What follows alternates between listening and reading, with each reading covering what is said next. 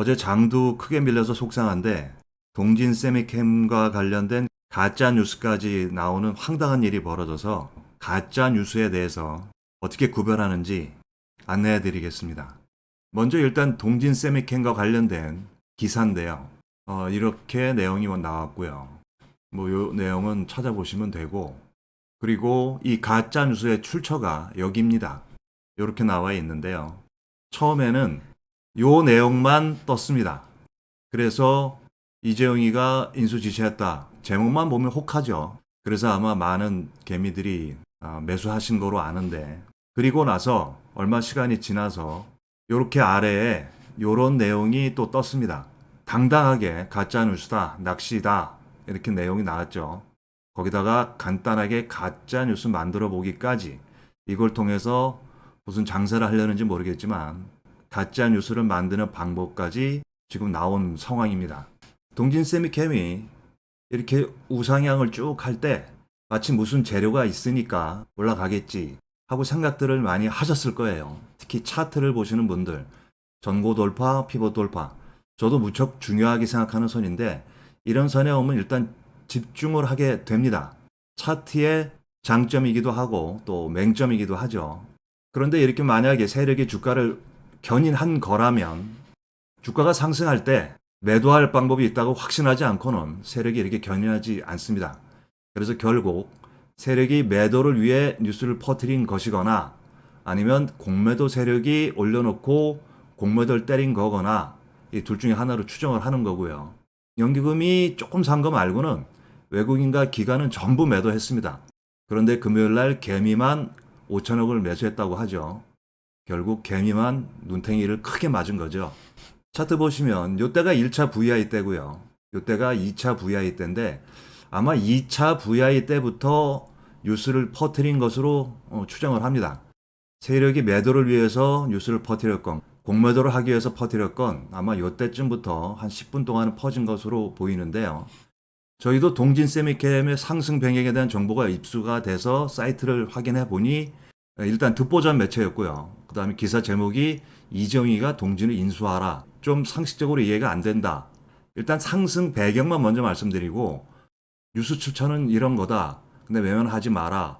만약에 부인 뉴스 나오면 큰일 난다.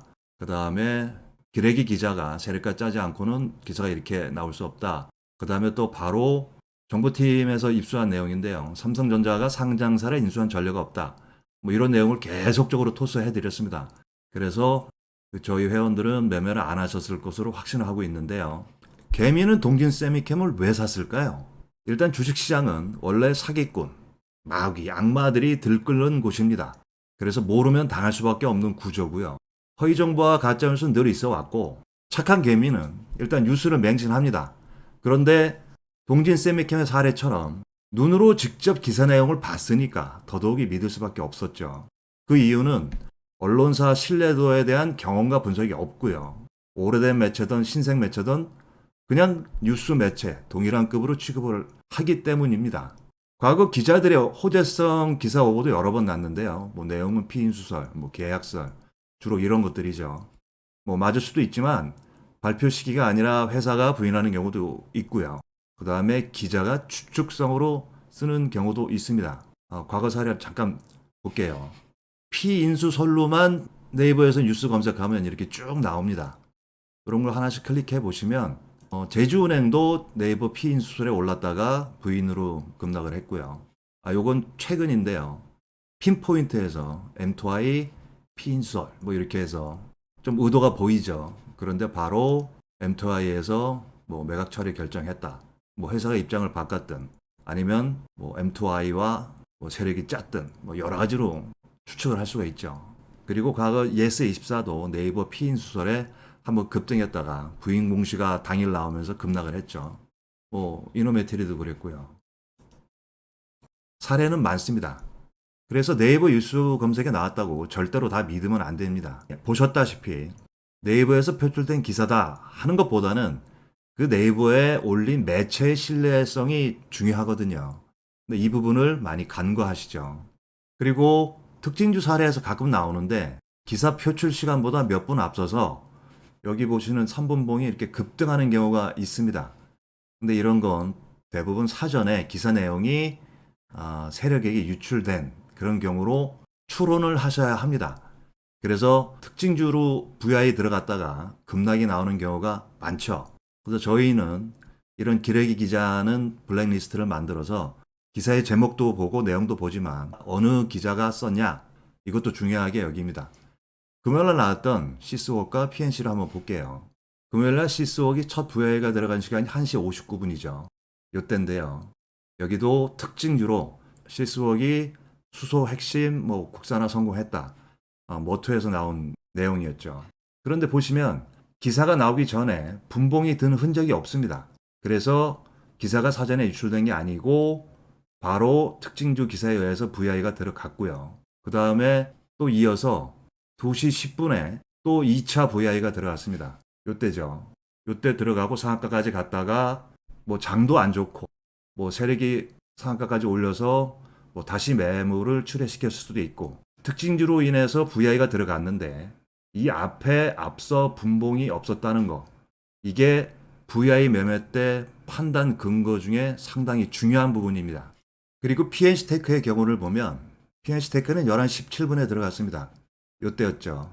차트상으로 보면 시가 돌파하고 전고 돌파해서 피봇에서 돌파할까 말까를 고민하던 차에 특징주가 나왔으니까 힘이 좀 많이 붙었죠. 그런데 말씀드렸듯이 일단 특징주 나오기 전에 분봉이 이미 들었다는 거, 누군가 선침의 세력이 있었다는 거, 이게 의도적이든 아니든 일단 선침의 세력이 있다는 게 중요하고요. VI에 들어간 배경은 이 특징주였는데요. 파이낸셜의 최두선 기자가 썼네요. 이분이 의도했든 아니든 간에 이렇게 특징주로 인해서 주가가 상승하는 건 보유자한테는 대단히 좋은 케이스죠. 하지만 여기서 VI에 들어간 상태에서 추격 매수하는 사람 입장에서는 만약에 매수했다면 간이 조마조마하죠. 올라갈지 내려갈지. 이 앞서 있는 선침의 세력이 보이기 때문에 그렇습니다. 그래서 저희 주식버디에서 VI 매매를 할 때는 이렇게 앞에 분봉이 든 건 이 특징주나 기사 내용이 웬만큼 좋지 않고는 추천을 안 합니다. 물릴 가능성이 훨씬 높다고 판단하기 때문에 아예 건들지를 않죠. 그런 부분은 좀 참고하시고요. 중요한 건 장이 안 좋아지니까 사기성 뉴스까지 나왔는데 앞서 말씀드렸듯이 가짜 뉴스 만드는 방법을 소개하고 있습니다. 그래서 가짜 뉴스가 점점 많아지지 않겠냐는 점이 지금 굉장히 좀 우려되는 부분이고요. 그래서 뉴스 분석과 속보를 또 입수하더라도 빠른 것만 중요한 게 아니고 분석도 점차 중요해지고 있다. 이 부분은 절대 잊어서는 안 돼. 매매 포인트로 기억하셔야 합니다. 영상이 길어져서 일단 1부는 여기까지 하고요. 바로 2부에서 이 아래 내용도 말씀을 드리겠습니다.